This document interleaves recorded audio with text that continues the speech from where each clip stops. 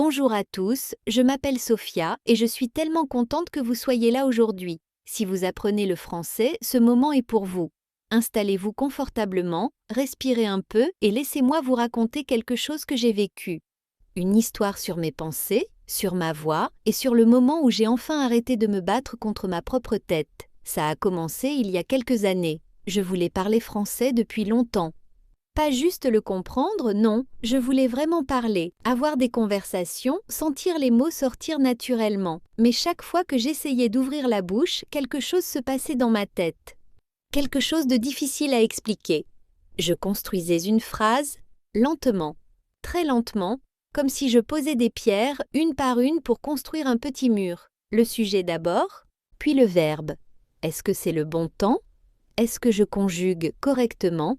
Et les accords, et le genre du mot, masculin ou féminin. Ah, je ne sais plus.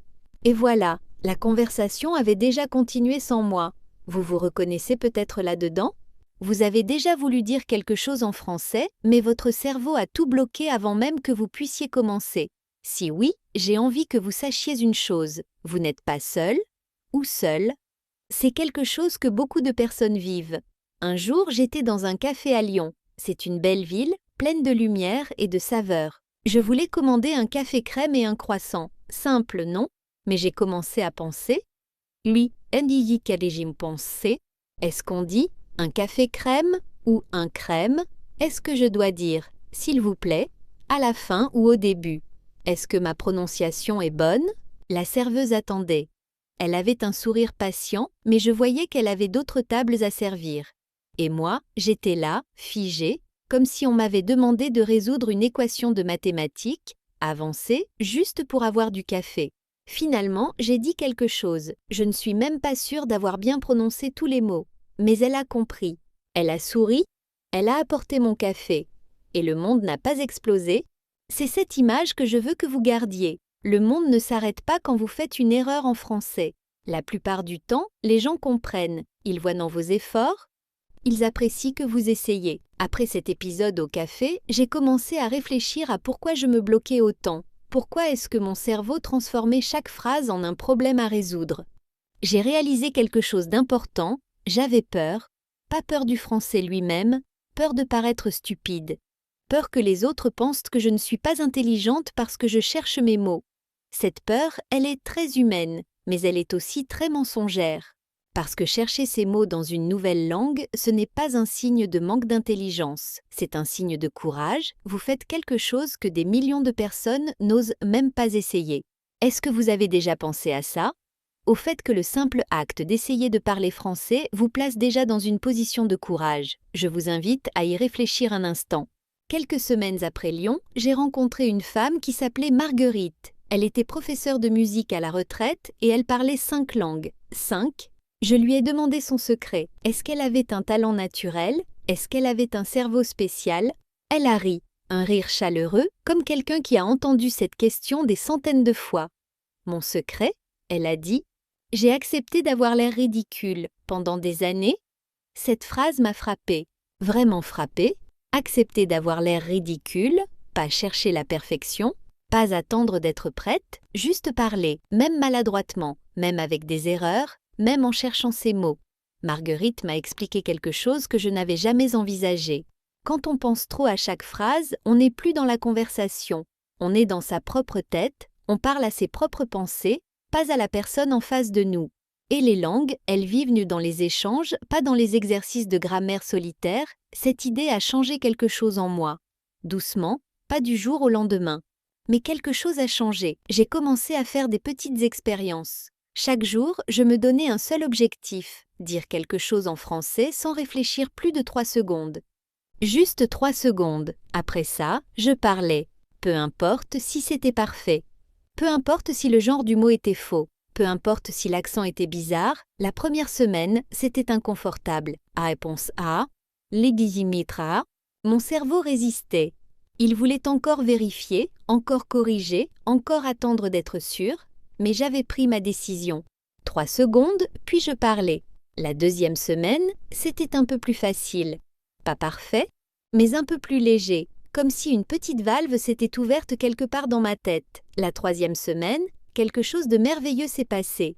J'étais dans une conversation avec une amie française, et à un moment, j'ai réalisé que je n'avais pas vérifié ma grammaire depuis plusieurs minutes. Je parlais, je parlais, naturellement, avec des erreurs, sûrement, mais naturellement.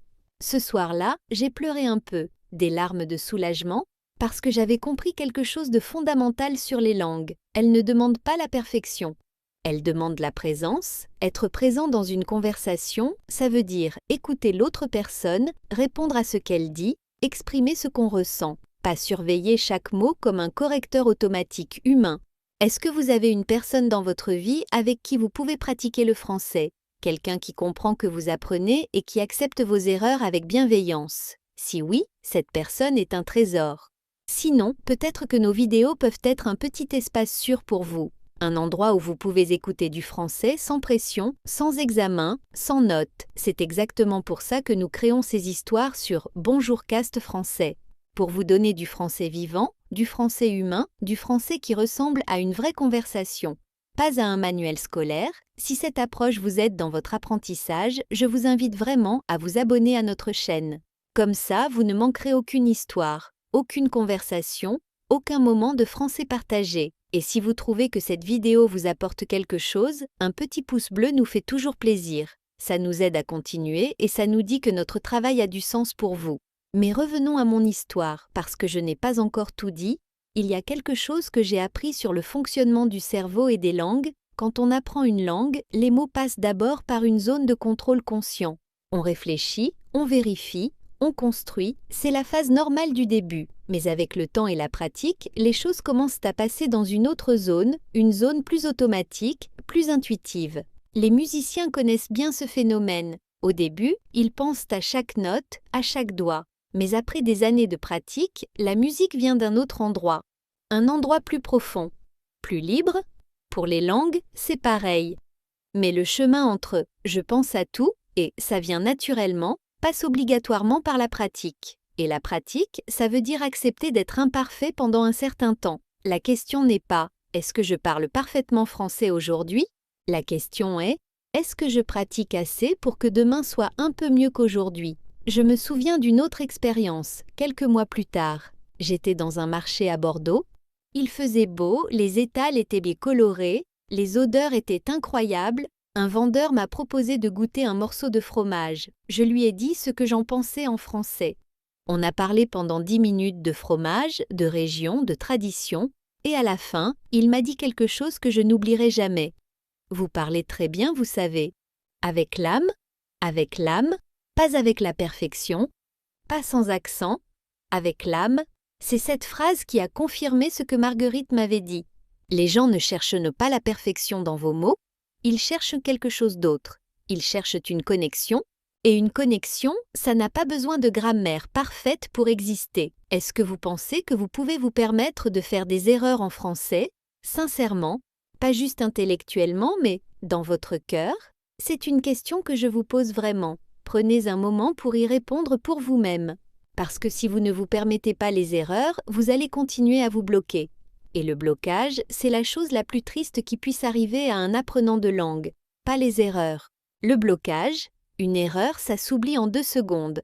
Un blocage, ça peut durer des années. J'ai développé quelques habitudes qui m'ont vraiment aidée. Je vous les partage, non pas comme une liste de conseils, mais comme des choses que j'ai vécues et qui ont fonctionné pour moi personnellement. La première chose, c'est de parler à voix haute, même seule. Dans ma cuisine, dans ma voiture, pendant ma promenade, je racontais ma journée en français. Personne n'entendait, personne ne jugeait, mais mon cerveau, lui, pratiquait. La deuxième chose, c'est d'accepter les silences.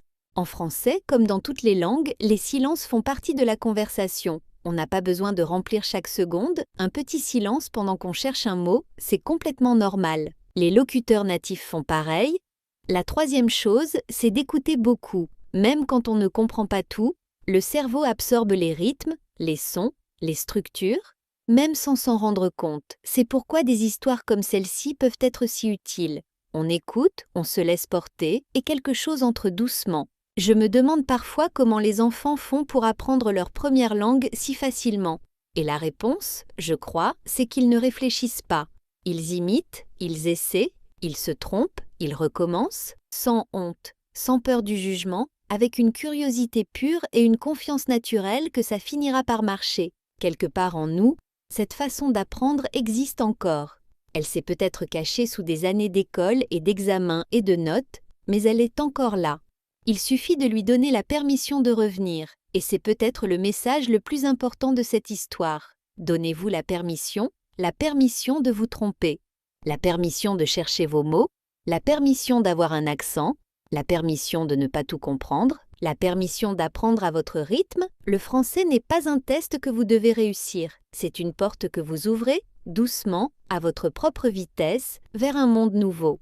Un monde de culture, d'histoire, de rencontres, de saveurs et de beauté. Et si aujourd'hui vous avez écouté cette histoire jusqu'ici, en français, sans pause, sans traduction mot à mot, félicitez-vous.